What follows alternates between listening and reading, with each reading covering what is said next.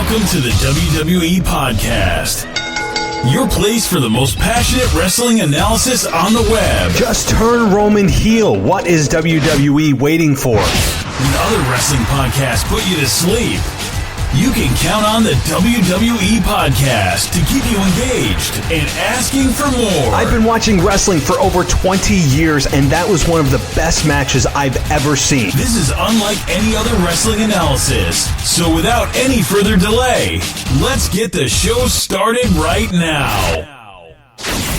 Welcome to the WWE Podcast on this Tuesday, November 5th, 2019. Thank you guys for joining me as we are about to cover Monday Night Raw from Uniondale that aired last night. A very different show as SmackDown felt. Definitely, I will say, was a step in the right direction in terms of the overall typical quality of Monday Night Raw. I thought it was well laid out. Storylines woven throughout with NXT and Brock's pursuit of Rey Mysterio. We'll get to both of those and the just silliness of Survivor Series, of the whole logic of brand versus brand, and now brand versus brand versus brand. So we're going to get to covering all of that. It's going to be a fun show, that's for sure. And I'll be totally honest with you, I do have a few critiques about Monday Night Raw.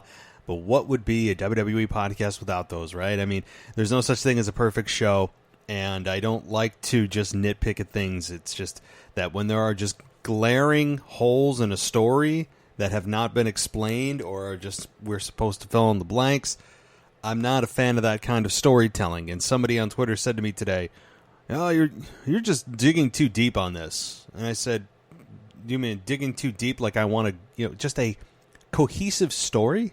So, all right. Well, guys, thank you again for joining me. This is the WWE Podcast, the unofficial WWE Podcast. Legally, I have to tell you, we are not in any capacity associated with WWE itself. We're not. I mean, I actually get people asking me that. I get people asking me. I've actually had people message me on Twitter asking, "Hey, how do you like being a wrestler?" Or they ask me about getting an autograph or a picture or being able to connect them with some other one of the wrestlers. It doesn't work that way. It does not work that way. I am not officially in any capacity associated with WWE itself. So I just wanted to make that clear. And but hey, this is a podcast made by a fan for fans. I know that's one of the slogans that I have, but I believe that this is a podcast that is fan-friendly. It is not run by state radio. This has no agenda. I've got no ties to the company, which I think is actually a benefit to this show because I don't have the bias that would come with any state-run show. And, I mean, when you have a show like After the Bell with Corey Graves, hey, good show, even great show.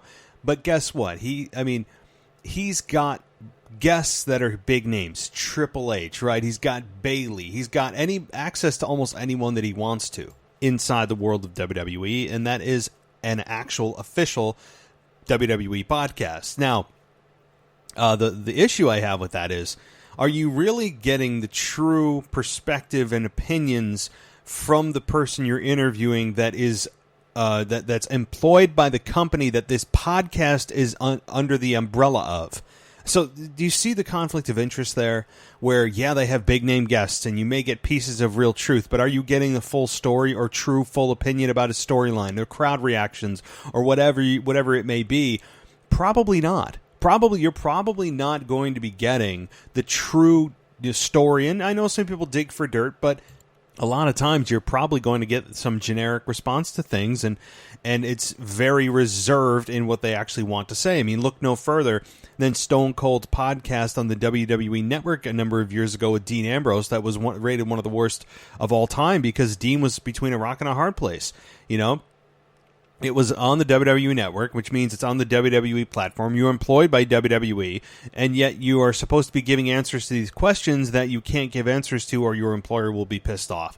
So that's the downside of those official podcasts like After the Bell with Corey Graves. And hey, props to him. I think he's well-spoken. He's intelligent. He runs a good show, all that kind of stuff. But just kind of when you're listening to those official shows, and I'm sure that those official shows will continue to be pumped out by WWE, just keep a watchful listen on those, because you probably aren't getting the full story on things that are going on.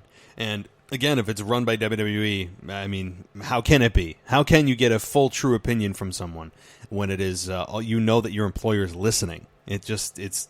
It's a conflict of interest. So anyway, moving on after I give that free advertising. So that's great. But guys, thank you so much for making this show a success, though. I mean, like, yes, we have shows that are better than us in terms of ratings. Yes, we have shows that are higher and more downloads and all that kind of stuff. But from where this show came from, seriously, nothing. I've said that. This show came from nothing other than just, hey, that'd be a cool idea for a show. And boom, the next thing you know, and it's been over 2 years now since this show was birthed, and it has just slowly gained traction, and I've learned how to improve, and there's definitely room still for improvement, as indicative of many of the ratings I've gotten lately. And I think that's also kind of a microcosm of the larger issue of the internet being a place to just go and crap on people rather than lift them up. It's just the nature of social media, and I totally get it, and I'm not going to sit and fight with people that are, you know, who knows where they're sitting behind. I could care less. But the fact is that you're still listening to the show, so thank you. I really do appreciate it, and I'm working on some of the audio. I know some of the audio has been wonky lately. I did get a new mic.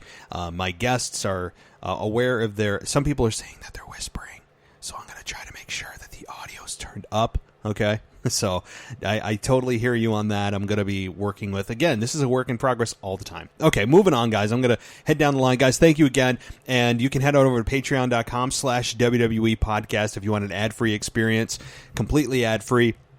We are now homed on Spreaker.com.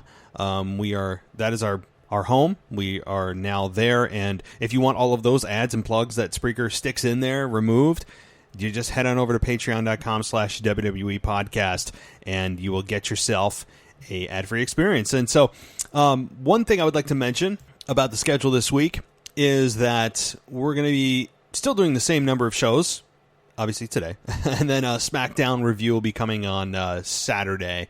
But tomorrow will be a wrestling nostalgia show, as it has morphed into since SmackDown went to Fridays on Fox. But on Saturday, with my review show, I'll be doing a show with Sean Harford. And he's a patron of the show, longtime patron of the show, big supporter of the show. I really do appreciate all of his support and kind words and dedication to supporting this show. And I really do thank him, and I wanted to give him a shout-out. And he is a patron of the show and took advantage of the special offer that I had, and he will be a guest on this show for his own co-hosting show this coming Saturday. So it'll be a Saturday, and then Sunday I'll be with my normal regular co-host. So normally I would take Sunday off, but hey, what's another show? More shows aren't a bad thing. And you also get to hear two other voices throughout the week with Chris and with Zach, covering AEW and NXT as the Wednesday Night Wars heat up. Are we on week 5 of the Wednesday Night Wars? I think we are. So, alrighty, well, let's dive into Monday Night Raw, because there were two overarching themes of this show. One, the Brock Lesnar pursuit and hunting down of Rey Mysterio. And two, the NXT invasion, of which that is seeming to be the focal point of this brand versus brand versus brand. And we got confirmation that it's not Raw and SmackDown versus NXT, that it's, SmackDown versus Raw versus NXT. And so that was good to get clarified. And so I'm gonna cover that NXT invasion in just a minute. I want to touch on Brock Lesnar and Rey Mysterio, because while I'm super frustrated about a little bit of this, I'm really actually loving it. I'm loving it because, number one, Paul Heyman came out to open Raw. And Paul Heyman came out to open Raw, and he talked about how Brock Lesnar quit SmackDown and he decided to come to Monday Night Raw. And that the reason he could do that, and not, anyone else like a Seth Rollins or a Bayley or whoever can just quit and go to the other brand, is because Brock Lesnar is special and he's better than all of us. And he can do basically whatever he wants because he has leverage. I loved it. That is a brilliant explanation. Thank you for that loophole, because as I'm sitting there, I'm thinking, so if you quit a brand, what makes you think that you can just automatically go to the other brand?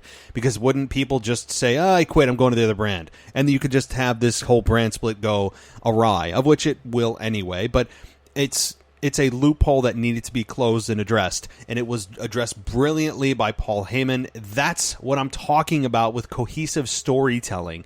I said, why the hell did Brock Lesnar decide to quit SmackDown instead of just challenging Rey Mysterio at a pay-per-view in which you have it branded as, brand versus brand? So you could have had an inter-brand match, but this also makes sense because, and solely because, Paul Heyman closed that gap. Thank you. This is called cohesive storytelling. I'm fine with it. So anyway, we get Paul Heyman's brilliant promo, and he's yelling and he's saying he's going to find Rey Mysterio. He goes backstage after a commercial break, and he's ripping a door off of a car, which I don't know if that was a gimmick door or not, but I wouldn't be surprised if that was not a gimmick door. It just left hung there by Brock. That's scary power. I mean, that just is. He ended up, just kind of bullying people around, pretending, or not pretending, but inquiring, and Paul Heyman inquiring on Brock's behalf of where Rey Mysterio is. And it eventually gets to a point after the Natalya and Charlotte Flair versus the Kabuki Warriors, which I'll also touch on, of course, where Paul Heyman comes back out and starts grilling the announce team. And they start to single out Jerry Lawler. And how Paul Heyman says, Jerry, you know where everyone is. You know everything around here. And they start to threaten. They start to threaten Lawler and actually bring up the heart attack he had on air, and said that he's going to have another heart attack and die on air because no one's going to be there to resuscitate him.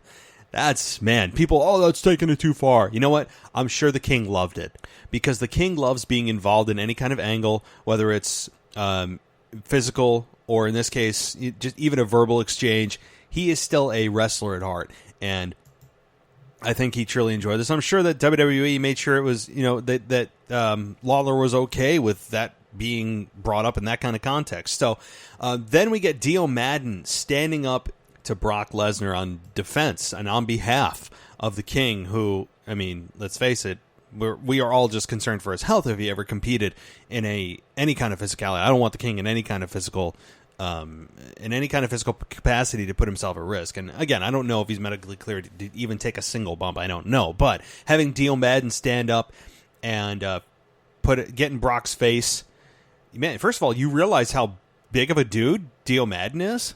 Like, if you don't know who he is, he certainly made a name for himself on Monday night and got in the face of Brock and sized up pretty well with him. But I love how Brock quickly just said, that, hey, F you, and started kneeing him in the gut, F5 through the announce table, goodbye Dio Madden. Like, I really actually enjoyed that.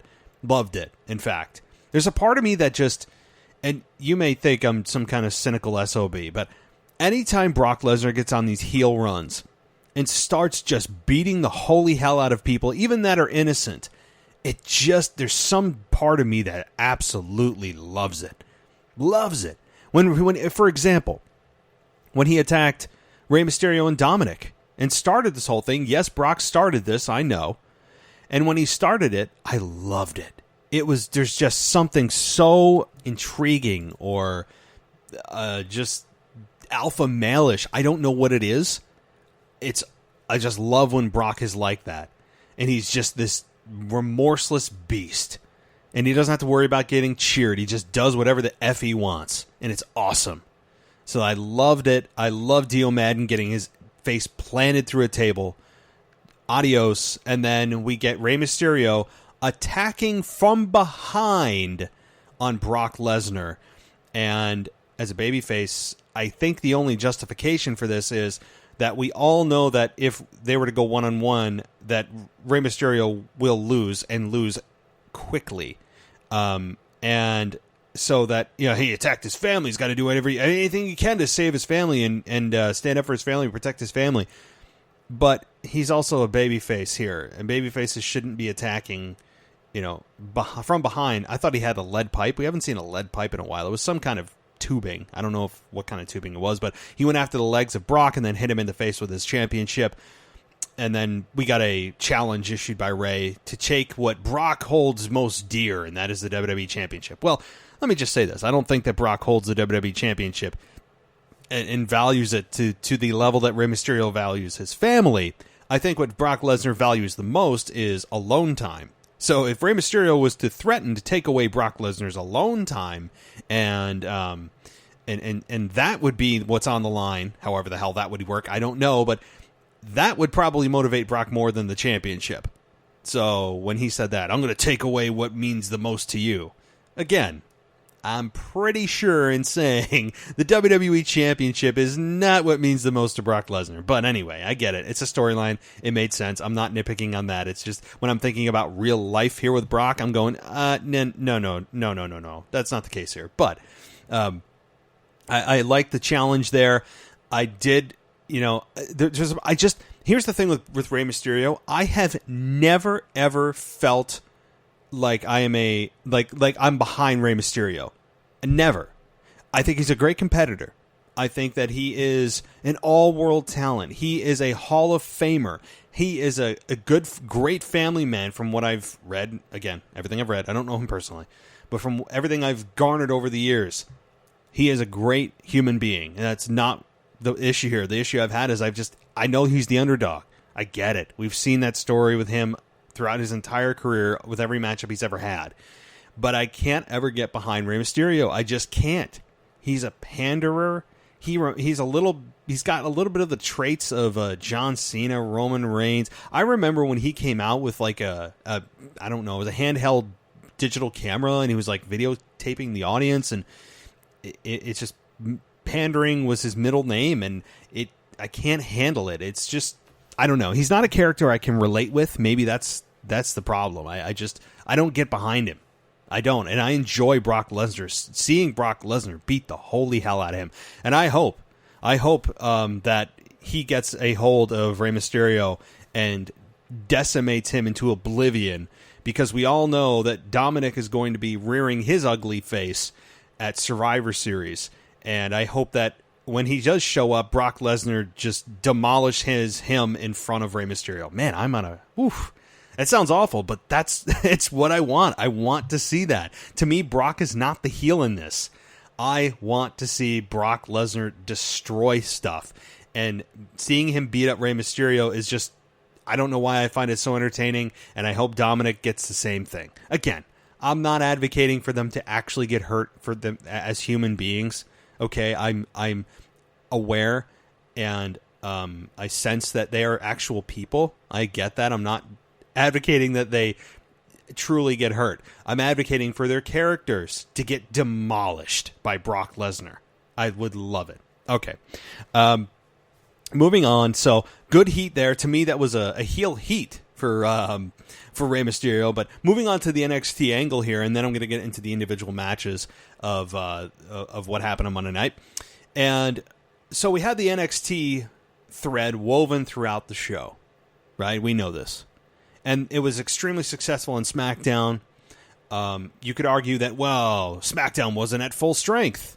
And you could say, well, isn't that the point for Triple H to attack? And when he should attack is when they're not at full strength. So now we get a Monday Night Raw in which Raw was explicitly told to the audience through the announcers that Raw was at full strength, and they don't have a crew. Half their wrestlers are in Saudi Arabia. Well, so here's what I'll say, and I'll start out with the positives. Here's what I'll start out with the good stuff.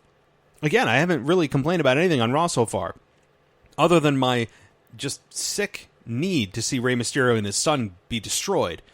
Is that I loved Triple H's presence as the NXT daddy. I like Triple H when he's he's wearing the cap of NXT creator. That's the Triple H I love. And we haven't got we haven't seen that much of that at all on Monday Night Raw or SmackDown. He's been the kind of, well, I'm in DX, I'm kind of just a normal guy, I'm the COO, oh, I'm the authority, oh, I'm the general I mean, we've seen so many iterations of Triple H, but this is an iteration of Triple H that we have not seen on a large scale for an extended amount of time, being the torch leader for NXT and firing the first shot on Raw and SmackDown. So I'm enjoying this version of Triple H. He's always good in a promo, if not great. That Triple H has, throughout his entire career, has just been brilliant on the mic. Look, he's a Hall of Famer, no doubt. Triple H is just a general in all areas of wrestling. I mean, he just is. So wearing this hat was good, though. Having him come out at the beginning of the show and an Escalade followed by several other Escalades. We all knew he wasn't alone. And then he comes out and tries to turn Seth Rollins. And as Seth Rollins kind of flip-flops in front of the crowd and you don't know if he's going to go heel, and Triple H basically offers him to come to NXT and tells a great story about how whenever he doesn't know where to go, Triple H tells him where to go next. And great examples with NXT being the foundation, to the Shield, to being in the Authority with the championship, which I believe is the Universal Champion, right? Or was he WWE Champion? When he said WWE Champion, I was thinking, I thought I remember him carrying the Universal Championship, but maybe I'm mistaken. So anyway, he became champion under the Authority. And then after that, he said, look, we're at that point again, at this point in time. And what are you going to do? And he threatens him by saying, you're with us or against us, as the NXT faithful show their faces and surround the ring. And some of the Raw guys come to Seth's aid of the OC. And then the fight's on. Nobody fights with Seth, and Seth just kind of stands there and then gets out of the ring. So here's the thing with this whole NXT and invasion. And then I'll talk about the larger issue. So I got all my positives out. Now, WWE said that this is brand versus brand versus brand for brand supremacy. First of all, well, I'll get to that. I need to stop and focus. If there are so many guys on Raw, why in the hell is it just like the OC and Eric Rowan and a couple of other guys coming out to defend Raw? And this happened not just when Seth and Triple H had their segment, but at the end of the show. Where the hell is the rest of Raw? There's like 40, 50 other guys that could have come out and decimated NXT. So where are they? Why does it always have to be even matchup? Even the commentators even got to a point where they were saying, "Oh, it's the numbers game. It's the numbers game in NXT's favor." And I'm sitting there thinking, how? How is it the numbers game against Raw?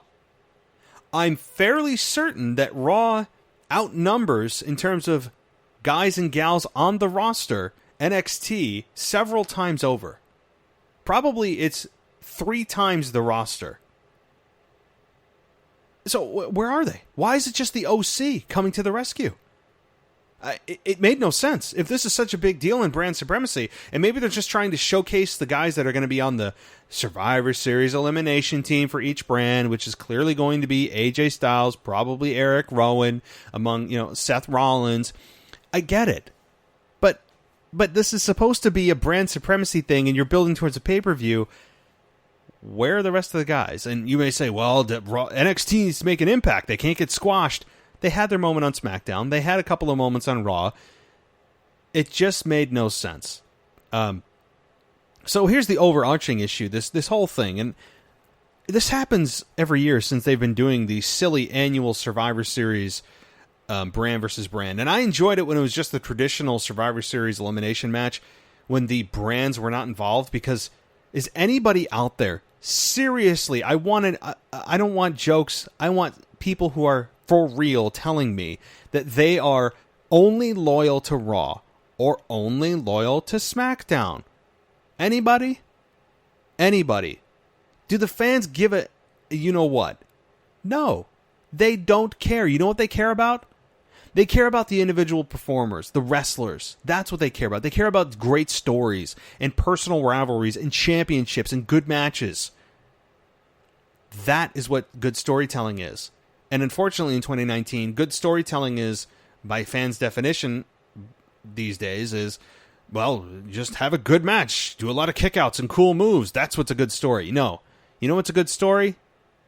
Writing a good story and then explaining that story in the ring, resolving issues in the ring. Instead, it's very heavy on the "this is awesome" chants, when it should be very heavy on let's come up with a kick-ass story and let's have it be, take place in the ring and have the wrestlers tell the story, part of the story in the ring. But the overarching story is so good that you want to see these two lock up. Instead, it's, well, we don't really have a reason to put these two together. We'll put them together, and then they'll create a story in the ring, which I agree, you tell a story in the ring, but you need to have a backstory as a foundation and backbone to the reason they're in the ring, instead of just relying on the physicality and the flips and flops and 450 splashes and near kickouts and cool reversals as the only reason and definition of a great match. It makes no sense in today's environment, but that's where wrestling is right now. So, and look, I know some of you say, well, I'm NXT only loyal. And there are some people that only watch NXT only, and they will not watch Raw or SmackDown. I know the people are out there. I've talked to them. But I would say that, to be totally honest, that even those people that watch NXT loyally probably tune into Raw and SmackDown or have a sense of what's going on, or at least they especially do now that they're involved in a brand versus brand rivalry at Survivor Series. So this whole nonsensical brand supremacy thing, and everybody puts all their differences aside and comes together and they bond together because, well, we want to be the supreme brand. Okay, well, what does that get you? Well, we can say that we're the best brand. Well, what happened with SmackDown last year? They got a clean sweep. And what did Raw accomplish from that? What did it just... Nothing. Oh, well, they got to brag for... Okay, no one... The fans don't give a crap about that. Look, if Raw comes to your town, are you going to... Raw and SmackDown come to your town, are you going to say to yourself, well, I'm not going to Raw. I'm a SmackDown-only guy or gal. I'm not going to that Raw crap. No, you're not. And if you think you are, you're not. You're not. You are going to Raw or SmackDown if they come to town. Now, if it's a house show or a televised, I understand that. Like, I mean, but it's about the brand. If they're trying to sell us on the brand, actually having heat between each other and just contrive a rivalry and force a rivalry to happen every year because, well, it's got to be a gimmick. Why does it have to be a gimmicked pay-per-view? Why? It takes all of it out of it. Like, you see bitter enemies from NXT standing side by side for what? For what? Making a statement. Oh, don't even get me started on making a statement. Or sending a message. I just tweeted this out a couple hours ago on Twitter, which, by the way, follow me at the WWE Podcast. I would challenge, this is truly a challenge issued by me to WWE programming, to just not say the phrase send a message or sending a message and or making a statement. Is it possible? Is it physically possible for them to do this? I don't know what it is with their fascination of these two phrases, and maybe you're saying to yourself, well, I don't know, you come up with a better term. How about you just don't use it? I don't need to come up with a synonym and get a thesaurus out. Although I would take any words other than statement and message. Please. There's got to be something. This has been just it's Triple H said it. The announcers say it ad nauseum. The interviews, the promos. I don't know what it is with their just fascination with those phrases of sending a message and making a statement. What? Why? I wouldn't mind if it was used occasionally, but it's distractingly frustrating to hear that because it feels, when I hear that phrase so much, it feels very corporate, doesn't it? It feels very, this is the phrase, this is what you use. Well, this is just what we do. This is what you use when you're saying you're trying to do something or show something to somebody that's sending a message. Maybe I'm super sensitive to it now, but maybe you haven't noticed. But if you haven't, I don't know how. I would just love, and I probably messed you up right now, because now next time you watch a WWE show, like on SmackDown on Friday, you're probably going to go, damn it, he's right. And now you're going to be super sensitive to how many times are they going to say it. It's something small, but when you hear it so much, it's so unoriginal, and then it becomes, can't somebody think of something different? Everyone has to say the same phrases. So, just a couple of things there. But anyway, Survivor Series, I just want it to go away. I mean, everything feels fresh and cool right now, and yeah, I'm looking forward to Brock Lesnar seriously beating Rey Mysterio within an inch of his life, and Dominic getting, hit in the head with a steel chair, as I'm imagining in my brain. But, and also, yeah, NXT feels, oh, it's fresh, it's cool to have them up here, and oh, that's what we need. And it feels very new, and things are nice and cool and fresh and clean, and oh my, look what cool, this is great, new matchups. What happens after Survivor Series? We go back to square one. Everything goes back to the way it was. And then, yes, we go into the lull that is the terrible before holiday season of WWE programming, typically. It's typically a very slow start until the first Raw of the new year, of which it's always a big Raw because you are officially on the road to WrestleMania as you get closer to the Royal Rumble. So December typically and traditionally and cyclically is a very slow kind of like, all right, we'll build TLC and then it's just kind of hold me over till Royal Rumble, and boom, you're on the road to WrestleMania. So we're getting close. Unbelievably, we are getting close to the road to WrestleMania already. Feels like we just got through Kofi Kingston winning and Ronda Rousey taking the loss to Becky. But sooner than later, WrestleMania will be here. It's crazy. It's already November. I mean, it's going to be 2020. And imagine the election year next year. Those of you that voted today. My, oh my. I'm not getting political, but next year is a presidential election. And anybody who follows politics right now in the United States, I know I have some people that listen overseas, but the United States politics is just bizarro world right now. So imagine this time next year. And election day is actually November 3rd, 2020 next year. So by this time next year, we will know who the next president's going to be, or the same president's going to be, depending on what happens. Anyway, but again, I just don't know what they're going to do after Survivor Series. And the fact that they kept with this Survivor Series tradition, which was just awful, just mere weeks after the draft was done, saying, yep, you're drafted here and you're drafted here. Oh, but wait, we're not quite done with this inter-brand rivalry and inter-brand matchups because we have Survivor Series next. So all those matchups that, or you've already saw or you're thinking about may happen, or that, it's separate brands now. Let's keep them in their own separate worlds, and maybe we can imagine who could face who. Well, we're just going to do another pay-per-view and muddy the waters even more. So it makes the brand split feel even less important and less meaningful when you have a pay-per-view that completely undercuts the entire purpose of the draft. Think about that. Alrighty. Well, let's get on to some other stuff here. And as promised, I want to talk about the other matches of the Kabuki Warriors versus Charlotte Flair and Natalya. Non-title match.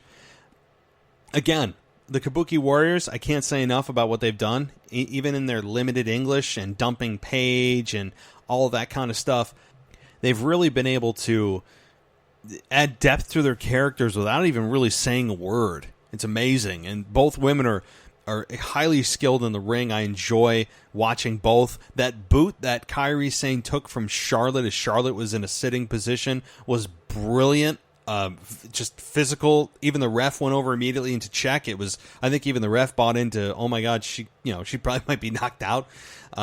It was a very good match. I don't know what the fascination is with Charlotte Flair and Natalya all of a sudden partnering up as they were bitter enemies, just mere months ago, but we all forget, as Vince McMahon says, we have the minds of goldfish as wrestling fans.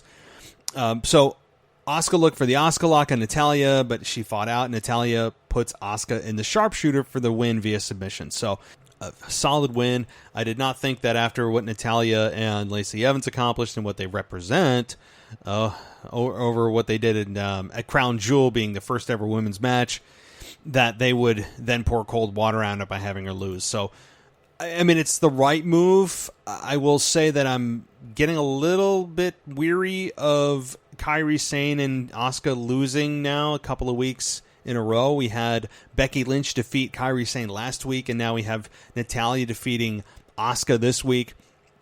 I would just keep an eye on it. I mean, I would just say that. I'll keep an eye on this.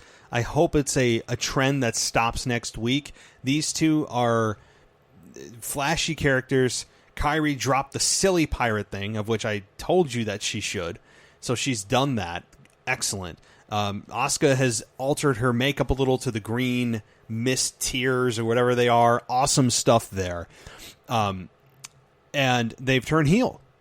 It's all brilliant stuff. And dump Paige. And now they lose back-to-back weeks. So it's time to get them back on track next week. Back on track, and maybe back in the women's tag team title picture. Alrighty. Then we had Cedric Alexander and Buddy Murphy. And Buddy Murphy came out on top here after he hit Buddy's Law, or excuse me, Murphy's Law for the 3 count. Again, a quick match. Strong in terms of fundamentals. Didn't have a whole lot of time to tell a good story. Just kind of your ho-hum Buddy Murphy win. And unfortunately, there's not much to say here other than, boy, remember when Buddy Murphy went one-on-one with Roman Reigns and we all thought that was going to be a springboard for something bigger and better? Yeah, I remember that too. Okay, then we had Sin Cara and Catalina versus Andrade and Zelina Vega in a mixed tag team match. Andrade and Zelina went over here. After Andrade came in, Sin Cara cut him off and then drops him outside, hits a dive, and then Zelina hits the Hurricane Rana on Catalina into the corner, and then another one onto the mat for the 3 count. So Zelina continues her brilliance with the Hurricane Rana. I'm fine with it. Zelina adds a whole lot to Andrade's character. These two as a team are just peanut butter and jelly. They are business associates. I like how it's made to be very professional, and it's labeled as very professional, especially considering that we all know Andrade is in a relationship with Charlotte Flair. So, all right. We got Drew McIntyre versus Rusev. Now, before we get to Drew McIntyre versus Rusev, the match actually happening, I want to get to how this match came about. So Rusev came out to the ring and talked about how tonight's the night to end all this stupid drama, of which I think it's a wink and a nod to the fans who are, like myself, who are saying, hey, this isn't the best stuff. Again, not the worst thing Vince McMahon's ever done, but it's just kind of like, you just kind of sigh and go, all right, well, let's see what's up. So he says that if Lashley wants Lana, she's all his, but Lashley's ass is Rusev. So Rusev calls out Lashley, and Lashley comes out on stage, but he's using crutches to walk and says that he has a groin tear, and we all know the reason why, and that he's not cleared to compete. And he and Lana kiss, and then Lana says Rusev isn't interested in hearing about their love life. He wants to fight, so they found a replacement for him, and then Drew McIntyre comes out. So that's how the match was birthed, was that particular story. So we got Drew McIntyre versus Rusev, and the whole time I'm watching this, I'm thinking, please don't beat McIntyre. McIntyre just got back. He was during the Crown Jewel Team Hogan versus Team Flair, of which, by the way, what are the consequences of winning that? See, this is what I'm talking about. It's going to be the same thing for Survivor Series with all the brands facing each other.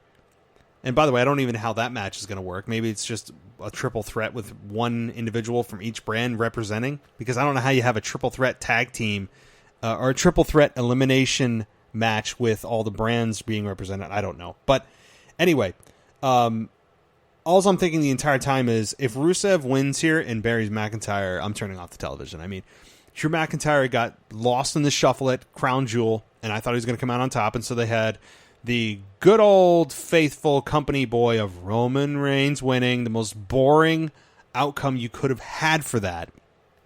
Instead of having McIntyre, who needs the win infinitely more than does Roman Reigns. If you're going to have a match that means nothing in terms of Flair and Hogan themselves or the members involved, at least have a guy that you know you can build from and build off of from that victory, get the win so he can use it to build from in coming weeks. And instead they had Roman Reigns win and go, all right, well, Roman Reigns wins, nobody cares. And I was really, really unhappy to see that. But I was glad that this ended in DQ after Lashley runs up from behind and nails Rusev with his crutch. I mean, we've seen this story played out in wrestling before. The feigned injury by the heel, and then come to find out they're just faking it so they can get an advantage on the babyface. Again, nothing new here, but it's tried and true, and I'm fine with this, actually. This spilled a little heat for Lashley.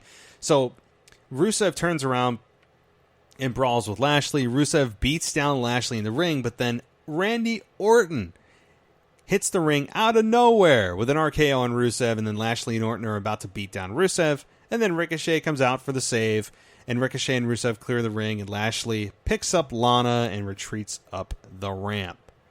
So, Randy Orton was continued literal RKOs out of nowhere, which are getting me every single week. I mean, I really don't see these coming. I guess I gotta be very mindful of when that hard cam zooms into the face of an individual, because when they do that, it allows the audience at home to not see the RKO truly coming, because all you can see is the wrestler's face. So I gotta be more mindful of that. Alrighty. So again, I don't know where this match is going. It's honestly not the worst thing I've ever seen. It's just kind of mediocre, typical Vince McMahon thinking that, I don't know why the people think this is crap. This is great. This is great. You know what? It's not, Vince. It's not. Listen to your audience. Listen to the reaction even Rusev's getting. Rusev's being damaged by this. It's just not good stuff. It's not. It's Vince McMahon trying to make sure that he identifies himself as a sports entertainment company rather than that wrestling company. So he's got to put this garbage in here and justify to himself. Okay, then we get to something very good. Very good. Surprisingly good. And that was Becky Lynch sitting down for her interview with Charlie Caruso. And she talks about the upcoming Survivor Series pay-per-view with Charlie, or Chuck, as Seth Rollins will call her. And Shayna Baszler interrupts and sits down across from Becky. And Shayna says she's been waiting a long time to meet Becky face-to-face and talks about all the things she's heard about Becky. Shayna talks about being friends with Ronda Rousey and Becky beating Ronda at WrestleMania. And Shayna reminds Becky that she's not Ronda, and at Survivor Series she's going to pin or submit Becky. And all she has to worry about and think about is what body part is she going to hurt. Becky tells Shayna that the war with her will change her, and she's coming right for her at the pay-per-view. And then they stand up face to face. So, I mean, wow. This was instant chemistry. Shayna Baszler felt like she belonged. She didn't feel like a minor leaguer here. Again, the benefit of NXT. It's still WWE with all of the tools you could possibly need to make sure you're successful on the big stage. That's why NXT is just so damn successful. And when they come up now, they're more successful than they would be coming off the street or from an independent organization or another organization where they may not be in the, quote, WWE style. But anyway, so Shayna really held her own here. The chemistry was just awesome. I loved the way they looked at each other. It didn't feel tongue-in-cheek. It felt serious. The tone of Shayna was spot on. She truly felt confident. I would say that she says she's not Ronda.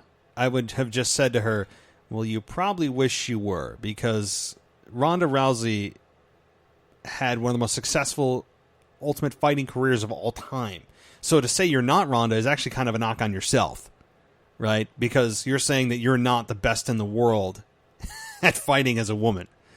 But I get the point. I mean, I'm not even knocking that. It's just this was a great segment. I would love to see these two come face to face again. I don't know how they're going to work in the ring. I think their styles will complement each other. I think the physicality will be there. I'm interested to see how they flow and gel in the ring and how they tell their story with their styles.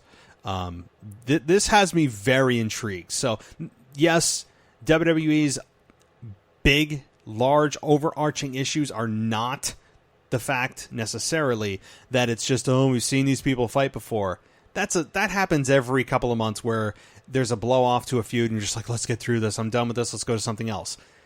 That's just the nature of wrestling. You're going to get people all the time saying that. And for WWE to think that that's the problem, they've got another thing coming.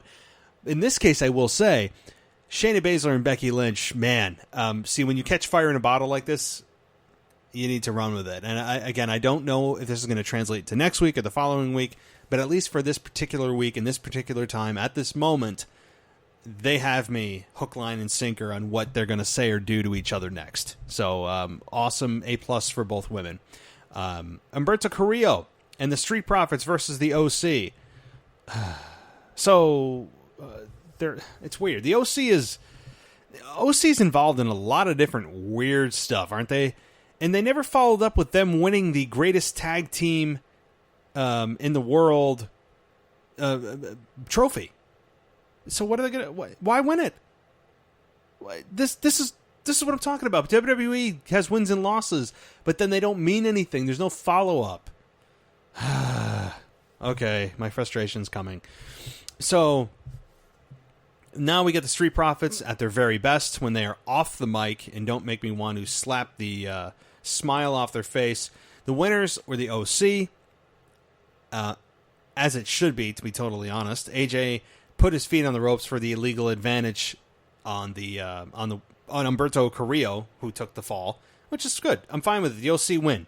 So how are we supposed to cheer for them when they come out later earlier to help Seth Rollins? I'm not following the logic here. The OC is just kind of the plug and play team of many hats. I don't know what and why and how they think of the logic for the OC. I don't think they know what to do with them. They're just kind of like, we need somebody to do this over here and this over here. So why don't you guys? You guys can do all this. You're a jack of all trades, and I don't know. I'm not feeling what they're doing with the OC right now. It's a little weird. I mean, I appreciate that they're putting them on TV and in multiple segments. I just feel like there's no true direction. And same with Seth, who admittedly, like I said, I'm backtracking a little bit, but as I'm on the lost soul deal, Seth does kind of feel like a lost soul as he got rejected by the audience for being Universal Champion and admits it's been a rough couple of months, which I truly believe that as a human being. I don't just believe that as his character telling me. And that he hears people that are happy that he lost the Universal Championship to The Fiend and that he doesn't give a damn. And I was wondering, is that a sign of a heel turn? I don't know. I would still think that WWE is going to try to hold on to whatever little bit of babyface Seth that they still have. I think that's the best way to go. So we get a Adam Cole and Seth Rollins NXT Championship match, and not as good as Daniel Bryan, Adam Cole, and I think the only reason why is simple. They were given about 6-7 minutes to do this match. Not fair. So it's a little bit unfair to say, no, this match wasn't as good. Well, they didn't have 15-20 minutes like they did, or Adam Cole and Daniel Bryan did in SmackDown.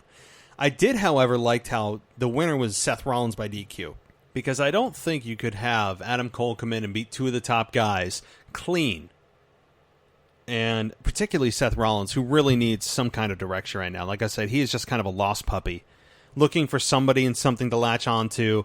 I don't know if I have the fight or the energy to continue.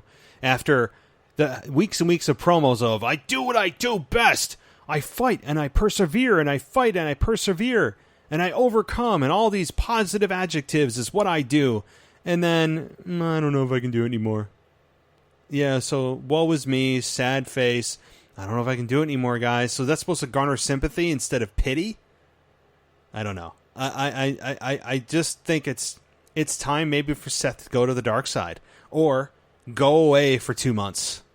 As I proposed on my show with Ashley last weekend, Seth needs to just go away for a couple of months and come back to the embrace and love of fans.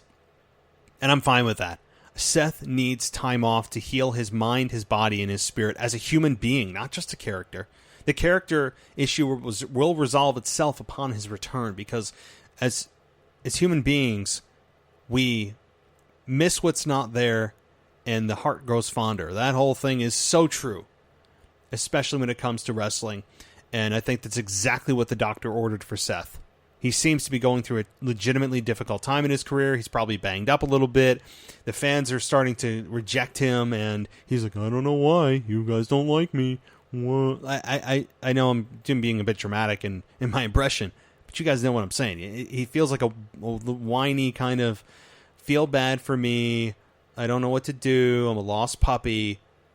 And I'm like, okay, well, listen, bro, you're getting paid millions. Okay, why don't you figure it out yourself? Go attack somebody and you'll get a championship opportunity. You know the formula. So, all right. But the winner was by DQ was Seth. And the reason is because the Undisputed Era hit the ring and attacked Seth as Seth was looking for the stomp. And the locker room clears out. And I say that very, very lightly, that the locker room cleared out as more NXT wrestlers run through the crowd, and it turns into an all-out brawl over the ringside. Ricochet hits a shooting star press, and there's just bodies everywhere. Keith Lee runs through the ring and hits a swanton bomb over the top. Raw goes off the air as the brawl continues, and it's just chaos.